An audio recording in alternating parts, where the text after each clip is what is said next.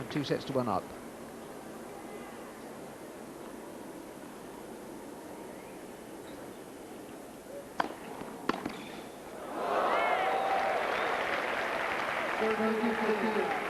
Well, you just know he picked that. He had anticipated the wide swinging serve, made his move just before Edberg struck it. Nevertheless, the timing was sweet as well.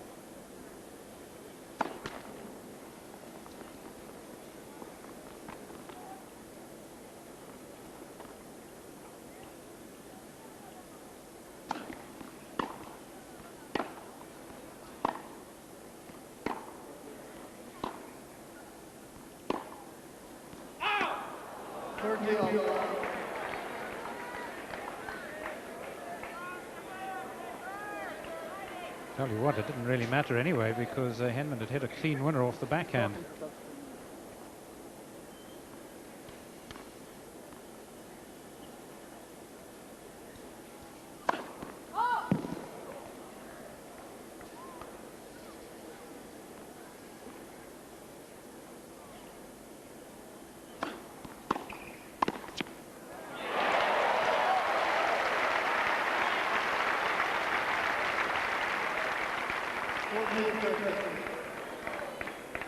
Well, that's quite an outstanding point, because with Henman coming in behind it and he hit the chip well, it's so easy for the serve volleyer to take his eye off the ball and watch the man bearing in towards him.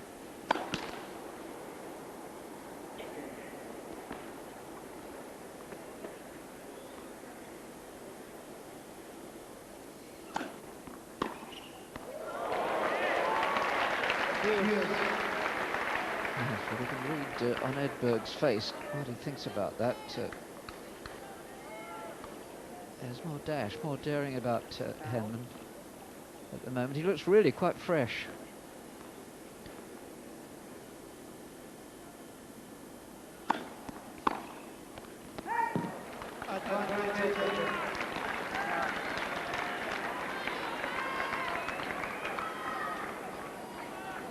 Has those rackets strung at about 64 pounds, does Henman.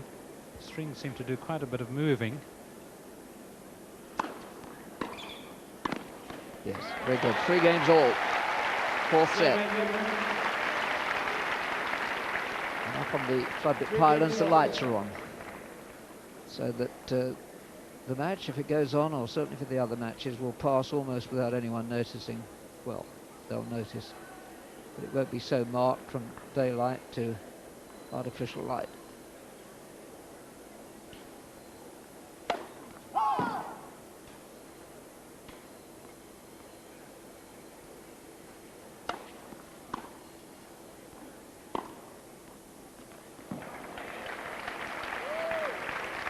The worst of the heat is subsiding.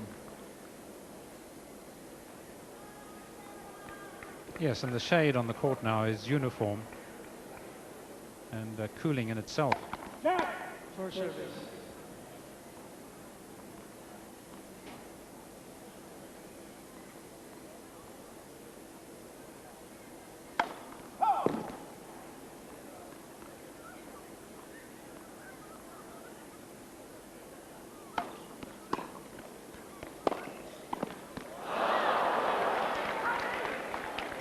He got to that quickly enough, did Henman.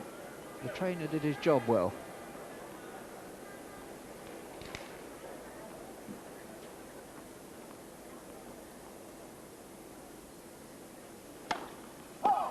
Yes, quite like to see you out there with the trainer ripping you around like that. I think there may be a few squeals. I didn't have the nerve to ask him to come out through.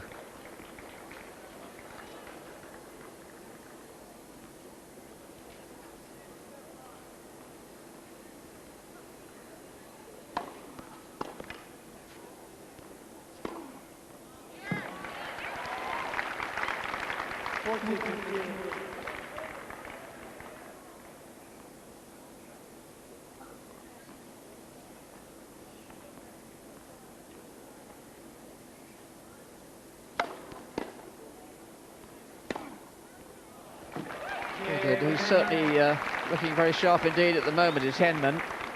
He's got a lead of 4-3 in the fourth set.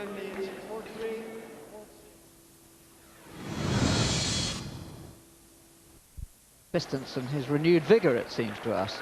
But he's also creating problems outside. You can't see it, but outside the centre court stadium, the night crowd are starting to arrive, ready for a start in just about an hour's time. It'll be a big crowd as well. It has been every night, but tonight Philippoussis and Sampras. Somehow what the security people have to do is to keep the night crowd from surging in until the day crowd, that's the people watching this, have had their fill.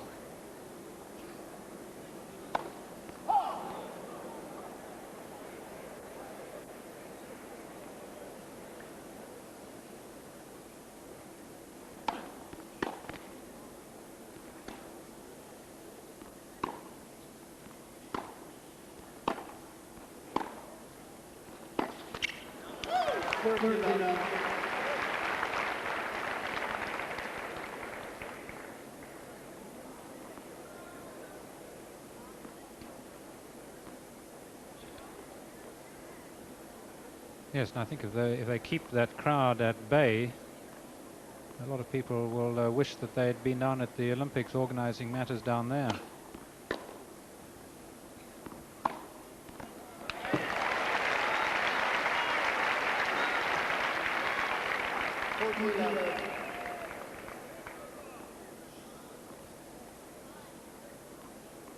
Well, neither of these two is particularly shy at the moment. They're only wrapping their shots. That's 4-all, fourth set. Never a hint of Henman capsizing. Not the merest suggestion.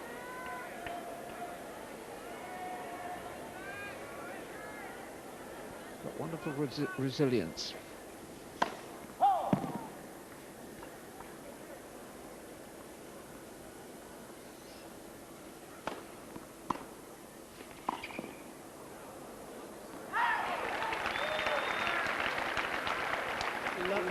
Yes, with that love game, once again their evenness is highlighted, because it's the fourth love game for Edberg, and of course Henman's had 4 love games. Gives you a real breather if you win it to love. Edberg's reading this beautifully at the moment. I think he senses, perhaps it's just instinct, perhaps it's experience, an amalgamation of the two. He senses that if just here now he can take the youngster by surprise, and basically that's what he's done by chipping the return and coming in and saying, go on, pass me, I dare you. He's taken the initiative here.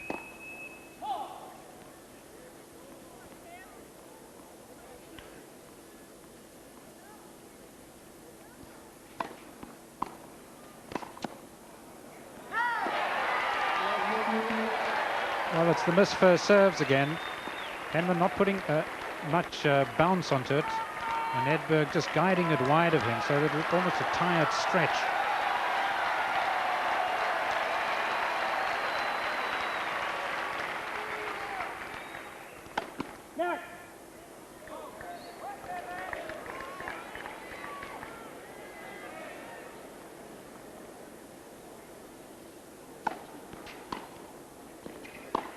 As he did it time and time again.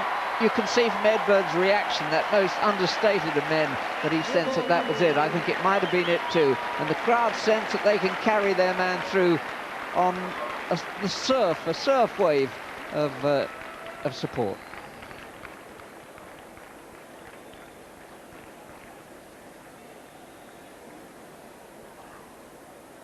Well, he's going to have to serve well, there's no doubt about that, Edberg, because Henman, like Edberg did in that rally, with his pumping actions as a result of breaking, Henman's going to come at him. We've seen it, and we've seen too that Edberg will take advantage, particularly now if Henman misses those first serves. 4 missed first serves in the game. It really hasn't been a good game serving-wise from Henman. His percentage still under 50%, 39% in this set. And against a man who likes to pounce on the return as much as Edberg, that's a real mistake. Given, too, that early on in the match, Edberg wasn't his usual self in that department. He's improved as he senses the match is within his grasp.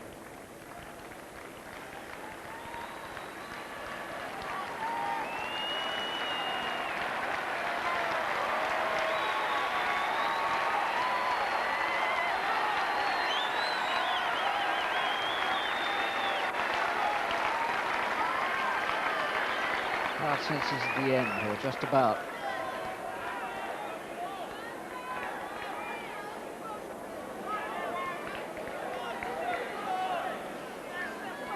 The priority for Henman, who's such a mature match player, is that he must make every possible service return that he can. That above all.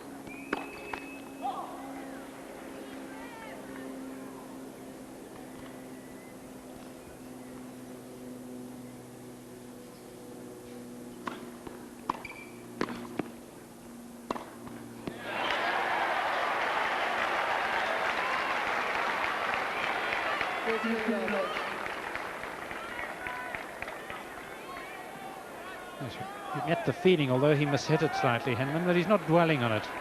He's looking ahead to the next point.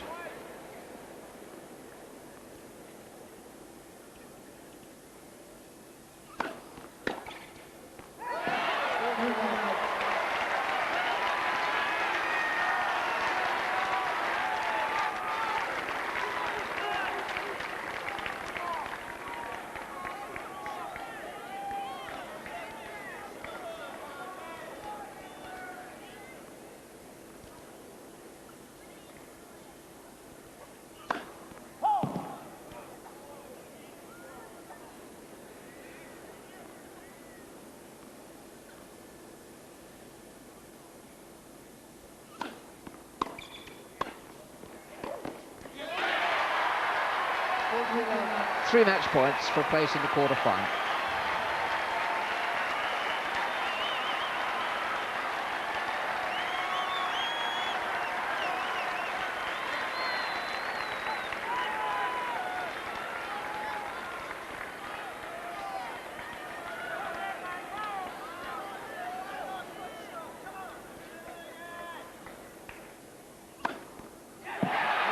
Well, there you are. You can see how much that meant to him. Edberg goes through to the quarterfinals. He'll play Ivanisevic there. The last chapter of his Grand Slam story is not yet written. The crowd are giving him the most wonderfully warm applause, and he hoists the ball into the sky. No dishonour, no disgrace for Henman. He did wonderfully well to take this man to over 3 hours and lose to him in 4 sets, having won the first set. Yes, it was, I thought, a terrific match to watch. It wasn't sustained all the way through, although, of course, there was such a lot of British interest. I think Henman's opportunity went in the first game of the second set when he had those 5 break points on the Edberg serve. Had he done that, who knows what might have happened. But we know that Henman served poorly, and he of really a very good serve, so that it's not a common weakness of Henman's. It's something that he can really improve on. So Henman was a quarter-finalist at Wimbledon. In the 4th round of the US Open, it took Edberg to beat him.